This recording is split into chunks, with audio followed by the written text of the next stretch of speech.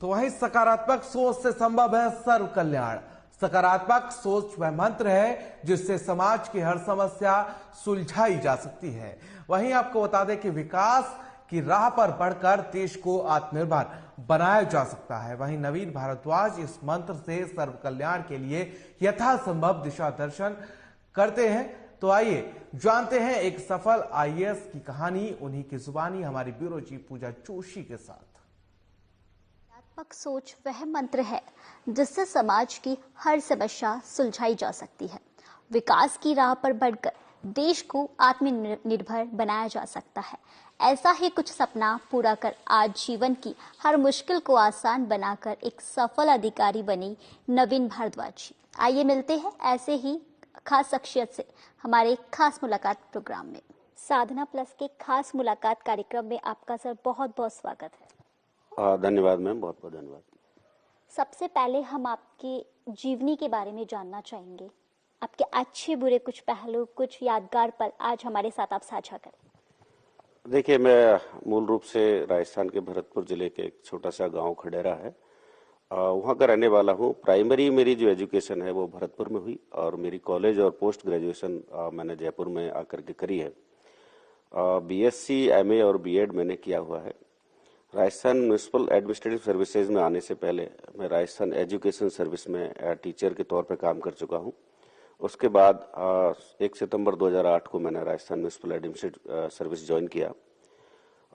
अच्छे और बुरे पर का जैसे होता है कि एक छोटे से गांव से आकर के बड़े शहर में आकर के पढ़ाई करना और अपने आप को सक्सेस करना एक बड़ा चुनौतीपूर्ण काम होता है। इस तरीके के माहौल में आकर के और अपने आप को ढालना और फिर बड़े शहर में रहने वाले लोगों को कॉम्पीट करके, ओवरकम करके और फिर अपनी सफलता होना, तो उसमें कुछ चैलेंज थे जो ओवरकम किए और हम आज इस सर्विस में लगभग 14 साल से सेवा है। अगर सर आपके करियर की बात की जाए तो आपने आपके करियर की शुरुआत कैसे की और कब की? हाँ, करियर की शुरुआत जैसे स्कूलिंग तक तो बच्चे थोड़ा सा अवेयर होते नहीं, लेकिन 12th के बाद कोशिश करी थी पहले मेडिकल में जाने की, लेकिन किसी कारण वो सक्सेस नहीं हो पाए, तो उससे मैं टूटा नहीं।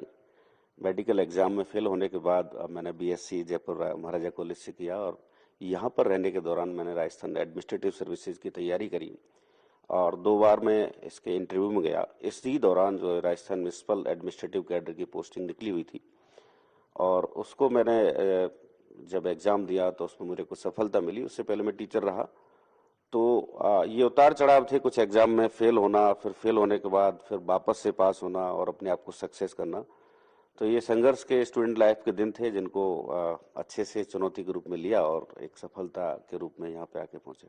शासकीय सेवा में आने की सर वजह? देखिए, शासकीय सेवा एक ऐसी सेवा है जिसमें आम जनता के लिए करने के लिए बहुत बड़ा स्कोप होता है और जिस सर्विस का मैं सदस्य हूँ, राजस्थान म्यूनिसिपल एडमिनिस्ट्रेटिव सर्विसेज, हमारी जो डिपार्टमेंट है वो लगभग 58 टाइप की सर्विसेज पब्लिक को उपलब्ध कराती है। तो ये आकर के एक सेटिस्फेक्शन होता है इस तरीके की सर्विसेज में, जहां बहुत तरीके के काम आप जनता की सेवा के लिए कर सकते हैं। स्ट्रीट लाइट है, रोड है, नाली है, सीवर है, आपका गार्डन है, इतने सारे पट्टे हैं, किसी के टाइटल देना है किसी को, तो एक इतना बड़ा क्षेत्र होता है कि इस क्षेत्र में आकर के और आप जनता की एक बहुत बड़े स्पेक्ट्रम में जाके सेवा कर सकते हैं। तो एक ललक थी कि हम किसी ऐसी ऑर्गेनाइजेशन में जाएं, ऐसी सर्विसेज जाएं जहां आम जनता के दिलों में हम खुशी पैदा कर सकें। तो इसलिए एक वजह रही कि हम इस सेवा में। प्रेरणा की अगर हम बात करें तो आपकी प्रेरणा स्रोत कौन कौन है? देखिए, पहली प्रेरणा तो अपनी माँ ही होती है। माँ की इच्छा होती है कि मेरे बच्चे अच्छी सी सर्विस में जाए। दूसरा, मेरे बड़े भाई अरविंद भारद्वाज, जिन्होंने मेरे को हर समय प्रेरित किया संघर्ष करें और जीवन में सफल बने, और उनकी प्रेरणा से जो है मैं इस सेवा में आया और सफल हुआ। अगर हम चुनौतियों की बात करें तो हर किसी के जीवन में चुनौतियां होती है और हर किसी के जीवन में संघर्ष होता है। आपके जीवन में क्या चुनौतियां रही? देखिए, चुनौतियां बिल्कुल लाइफ में, हर किसी की लाइफ में चुनौतियां होती है। मैं जैसा कि पहले मैंने आपको बताया, मैं भरतपुर जिले के एक छोटे से गांव खडेरा में हिंदी मीडियम से पढ़ा हुआ स्टूडेंट था, जो कभी किसी कॉन्वेंट और इंग्लिश मीडियम में नहीं पढ़ा।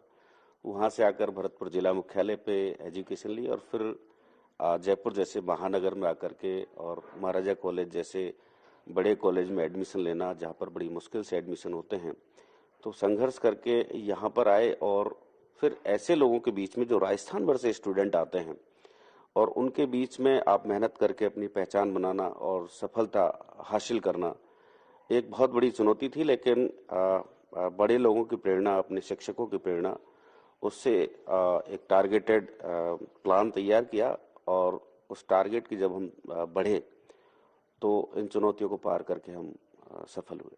आपके दायित्व की हम बात करें तो वर्तमान दायित्व के दृष्टिकोण क्या क्या है?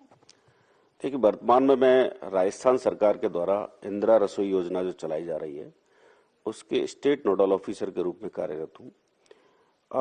इंदिरा रसोई योजना राजस्थान सरकार की एक बहुत महत्वपूर्ण फ्लैगशिप योजना है, जिसमें शहरी क्षेत्र में रहने वाला कोई भी व्यक्ति या शहरी क्षेत्र में कहीं से भी आने वाला कोई व्यक्ति, चाहे वो गरीब है, अमीर है, वो कोई लेबर क्लास है या कोई पेशेंट का परिजन है या कोई रिक्शा चलाने वाला है, कोई भी ऐसा व्यक्ति जिसके पास में पौष्टिक और शुद्ध खाना खाने के लिए पर्याप्त पैसा नहीं है, संसाधन नहीं है, उसके लिए राजस्थान सरकार ने एक स्कीम चलाई है कि उसको सम्मान पूर्वक बैठा करके पौष्टिक और गर्म खाना उसके आसपास उपलब्ध कराया जाए। एक महत्वपूर्ण योजना है जिसको इस समय में राजस्थान सरकार के स्टेट नोडल ऑफिसर के रूप में डील कर रहा हूँ। एक बहुत चुनौतीपूर्ण एक योजना थी कि पूरे म्युनिसिपल एरिया में 1000 रसोइयाँ चलाना और उनकी क्वालिटी पर नियंत्रण रखना और वहां से जो लोगों के परिवार आते हैं, शिकायतें आती है, उनका समयबद्ध रूप से निस्तारण करना और ऐसे लोगों को सस्ता और शुद्ध पौष्टिक भोजन उपलब्ध कराना एक बहुत बड़ी चुनौती है। आज हम 1000 रसोइयाँ राजस्थान भर में रन कर रहे हैं, जिसमें अब तक लगभग 8 करोड़ लोग 8 रुपए में खाना खा चुके हैं। इसमें 8 रुपया बेनिफिशियरी को देना होता है और 17 रुपया राज्य सरकार की ओर से सब्सिडी दी जाती है। तो मैं मानता हूं कि आज की डेट में 8 रुपए में आप एक कप चाय की आशा नहीं कर सकते।